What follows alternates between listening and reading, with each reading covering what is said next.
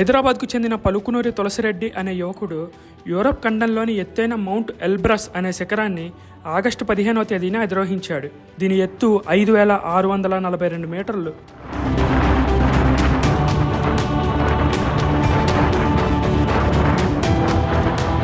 ఈ శిఖరాన్ని అతను కేవలం 4 రోజుల్లోనే అధిరోహించడం విశేషం. కఠోరమైన వాతావరణ పరిస్థితులను తట్టుకుంటూ ఆగస్టు 15వ తేదీ స్వాతంత్ర దినోత్సవం సందర్భంగా అక్కడ జాతీయ పతాకాన్ని చేతపట్టుకొని గర్వంగా జై భారత్ అని నినాదాలు చేశాడు.